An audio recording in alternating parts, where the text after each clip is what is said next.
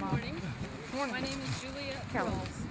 I was born in 1855 to Francis and Nancy Ray Thralls. I was the youngest child in our family. My eldest sister Mary was a sister of Providence, and her name was Sister Isidore. My death was from drowning in the Wabash River. At that time there was just one bridge to cross the river at Terre Haute, and that was on Ohio Street. The bridge was relatively new, having been entirely rebuilt after the Great Flood of 1858. It was a drawbridge that could be raised and lowered so steamboats could go up and down the river. On October 11, 1863, when I was only 8 years old, 2 wagons were on the bridge at the same time. That was too much weight for the bridge. The bridge collapsed, and I was one of 5 people that drowned. 4 of us were from St. Mary's Parish. Our funeral was held in the 3rd church building. It was the round circular building where there were only windows up very high by the roof. The coffins were lined from the sanctuary to the entrance. We were all buried in the cemetery that's located underneath the Conservatory of Music, where the conservatory stands today on St. Mary's campus. But our bodies were exhumed and moved to this cemetery later. When this church cemetery was built, our stones were moved here, and my stone was found underneath someone else's stone. So thank you for listening to my story, and if you'll move to your right, you'll visit with Mrs. Friel.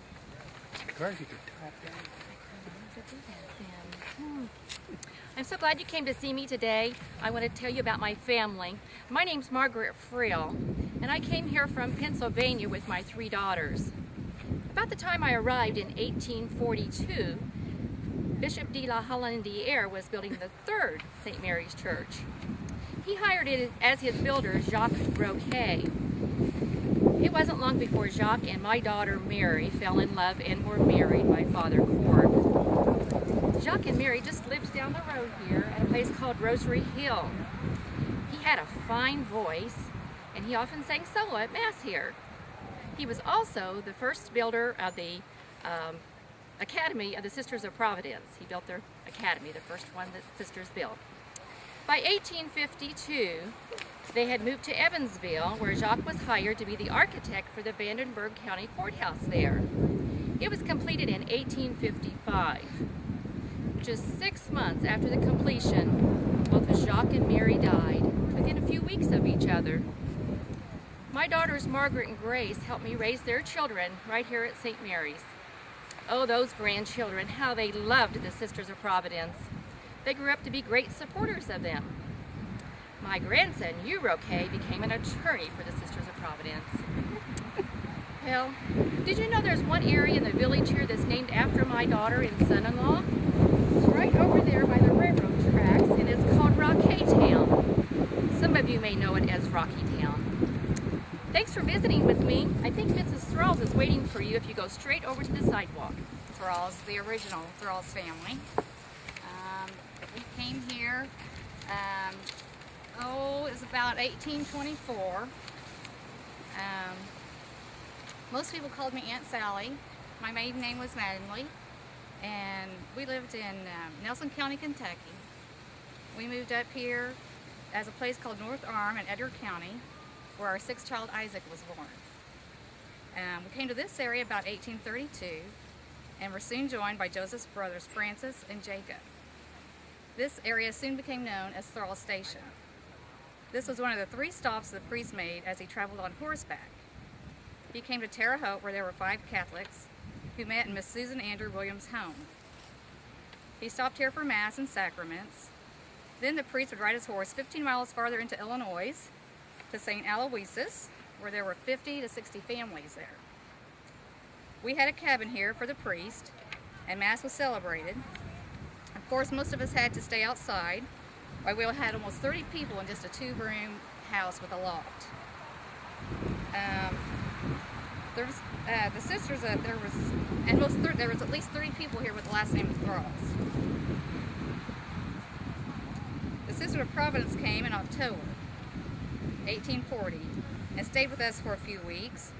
There were 6 French sisters and 4 young ladies already here that wanted to join the Sisters of Providence. And there was me and Joseph. Just 8 of our 12 children were still at home. So for 3 weeks, there were about 20 of us living in two rooms and a loft. And of course, the sisters spoke French. We did not speak French. Most of us barely learned how to read and write back then.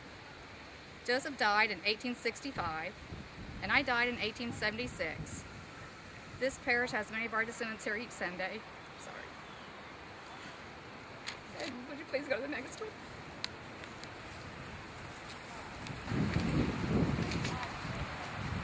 I am Rosanna Rice Reagan, and I was born in Ireland and came to this country in 1818.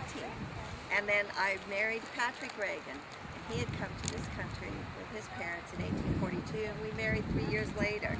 We were farmers. We were blessed with 6 children, a daughter Mary, and 5 boys.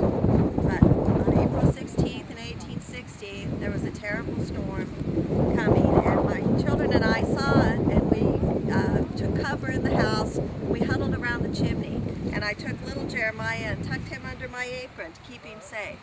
And unfortunately, it was a tornado, and it knocked the chimney over, and I was killed, but Jeremiah lived. And all my children lived to become adults. 2 of them married. John married a woman named Mary Dermody, and they had 4 children. Patrick married Ellen Curley, and they had 2 children, 2 boys, or excuse me, they had 4 children, 2 boys and 2 girls, and you may have heard of them. Agnes married Charles Everard, and then Anna Reagan became a school teacher. And then Art, the other grandson Art, was a farmer, and his brother Francis was a college professor. So they are all buried just down the hill. My stone is here, and they gave me a wonderful stone. Now, if you would want to step over to the sidewalk and go down the sidewalk, Mrs. Ward's waiting for you. Curly Ward. My husband was Michael Ward.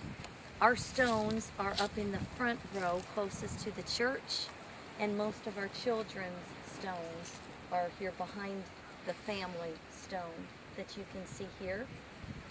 Michael and I were both born in Galway, Ireland, about 1810.